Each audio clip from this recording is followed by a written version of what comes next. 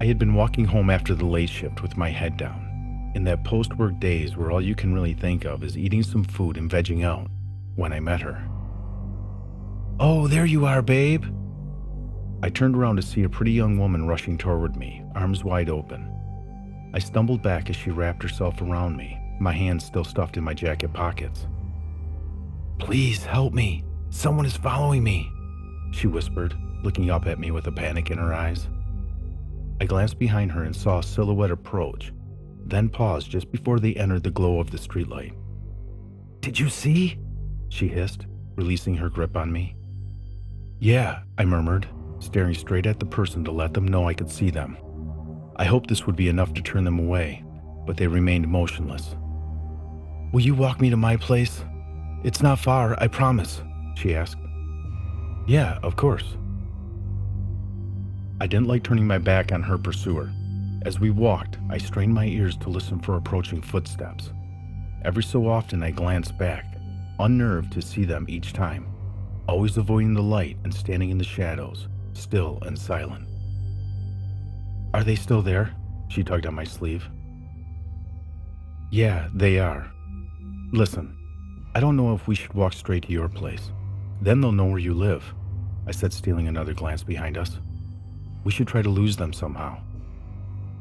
She looked up at me, and I watched her cycle through her expressions as she tried to decide if I was trustworthy. "We can go to a place with more people around," I added, hoping I hadn't alarmed her. "Look, there's a diner a few streets over. We can sit down, wait a while, make sure the coast is clear before we leave. You hungry?" We crossed the street at the next intersection. I looked back to see a figure still standing on the other side, watching us as we disappeared around a corner. I quickened the pace, practically dragging her along. Once we made it inside the relative safety of the diner, I picked a booth as far away from the windows, but at an angle where I was able to see if anyone walked by. After our waitress dropped off our menus and glasses of water, my new acquaintance appeared to relax a bit, though her hands were still so shaky that she had to use both of them to sip her water. We sat in silence, and I kept my eyes on the window. "I'm really sorry I ruined your night," she blurted after a while. I panicked." No, not at all. Totally fine. I'm glad you said something. That was definitely sketchy," I assured her. She looked down at the table and we went back to uncomfortable silence. Not wanting to keep her from getting home, I eventually came up with a suggestion. "Look, I could call you a cab or something. Get you a ride home. That way you know that creep won't be able to follow you." She didn't look up and addressed the table. Her response took me aback. "I don't know if it would even matter." "What do you mean?" She sighed, bringing her hands to her face and rubbing her eyes. "It will still be out there somewhere." "It?" She spread her fingers open, peering at me from behind them. "Yes, it. Them. I don't know anymore." "Okay, look. How about you fill me in on what exactly is going on here?" I snapped. She dropped her hands. Her lip quivered like she was fighting back tears. I softened my expression and apologized, but she waved it off. They were far away when it started, far enough that I didn't think much of it. Just somehow in the corner of my eye, really. At first I thought I was just me imagining things.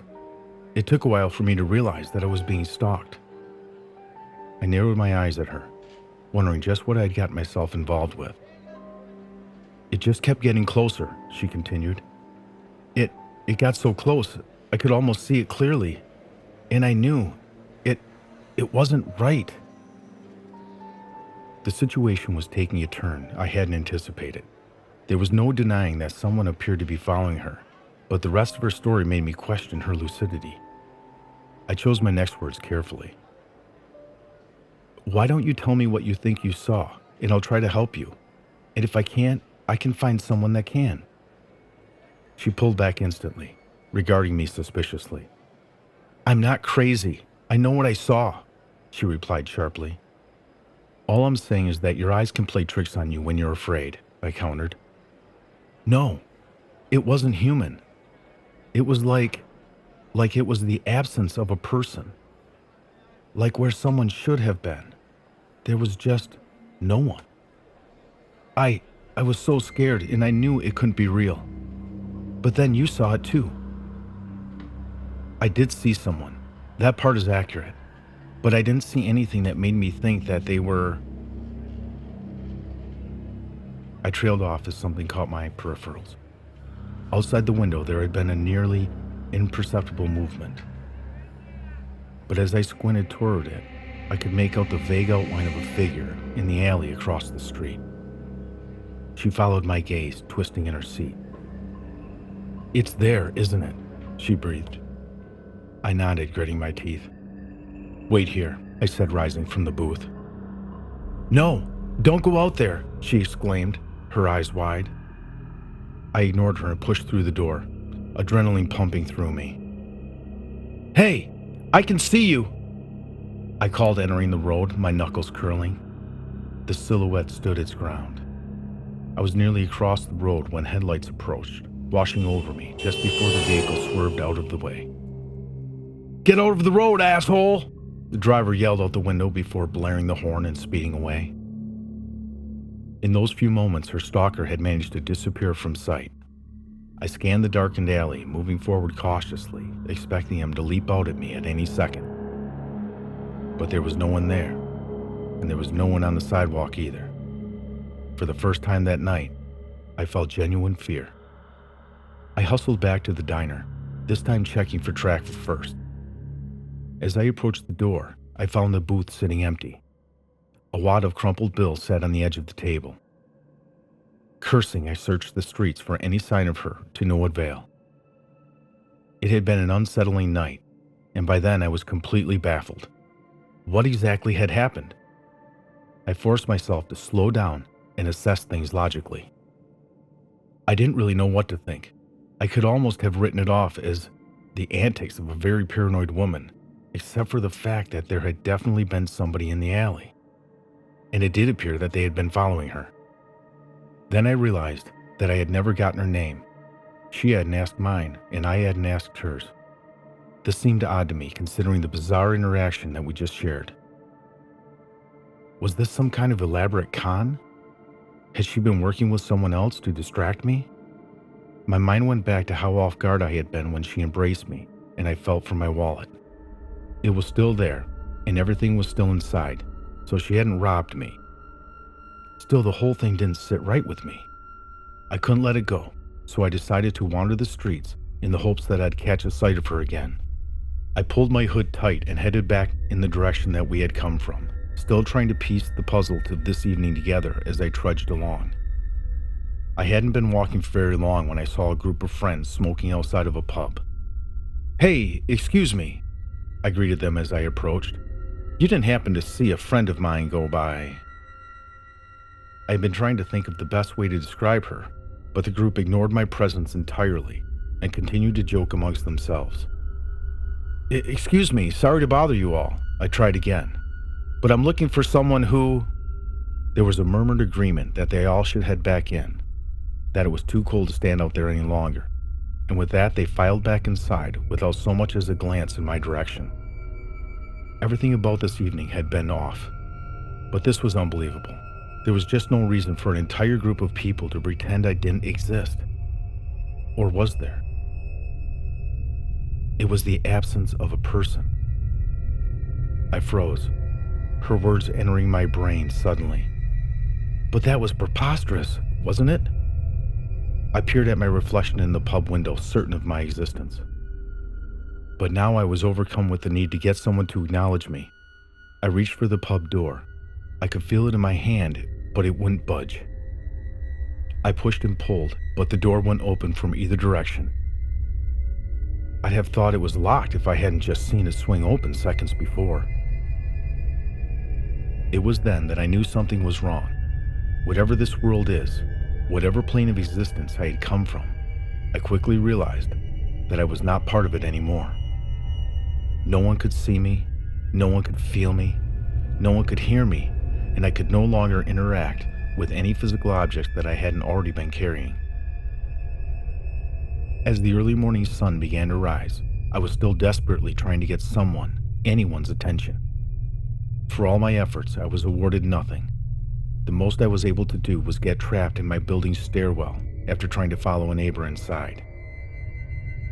To my dismay, I hadn't caught up with them before the door at the top of the stairs swung shut, and I was forced to wait there until another neighbor came down on the steps on their way to work. Being outside was better, even if I could still feel the whipping wind. At least out there, I couldn't get stuck anywhere. For the first few days, I felt hunger and thirst, but the longer I stayed, the less I felt. Eventually, I grew numb to these sensations. Even the stinging cold became bearable. Gradually, I came to accept my fate, however cruel, however impossible it all seemed. It had probably been weeks.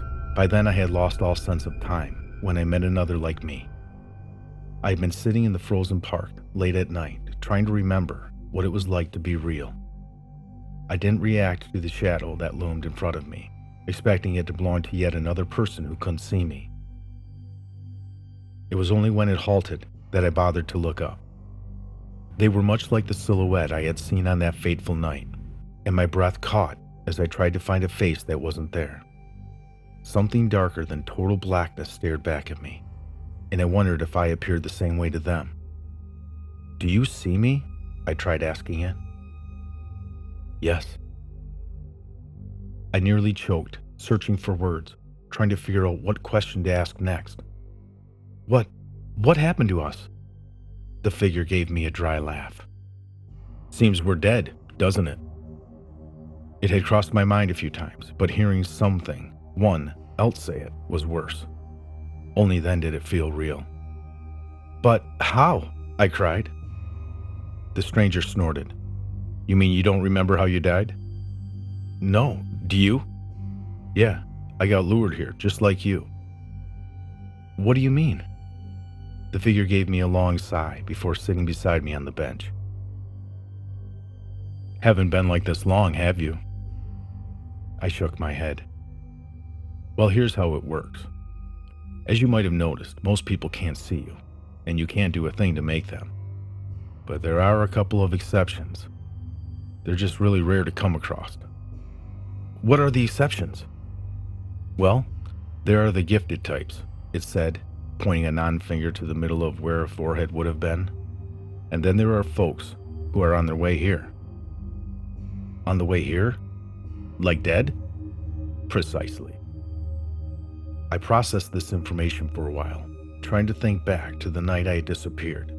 She'd been able to see the dark figure, and so had I. I drew a sharp breath, the revelation slowly dawning on me. "The car. It must have hit me when—" "Not quite," the stranger interjected. "You never actually died. Whoever took your place managed to swap places with you right before you would have. Right place, right time.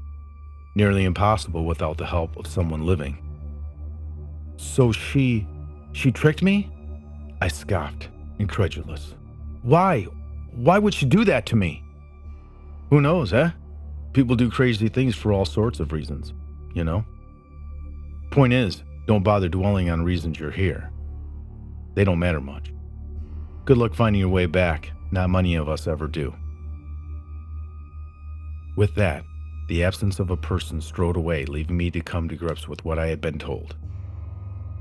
I knew I'd never find her again. Whoever she was, whatever she wanted, it didn't matter. She had gotten what she needed, and she was long gone. It took some time, but I learned that I had to accept that. I learned that I had to let go. It seemed the only way I'd ever make it back was to remain vigilant, to notice anyone who gave me the slightest glance. So I wandered, aimless, directionless. For how long, I can't say. Time doesn't really seem to matter as much here. You kind of forget about it after a while. All I can say is that one day, my efforts paid off. One day I found my ticket back after searching for so long. So I thank you, my friend, for the opportunity. I hope that you find your way back someday.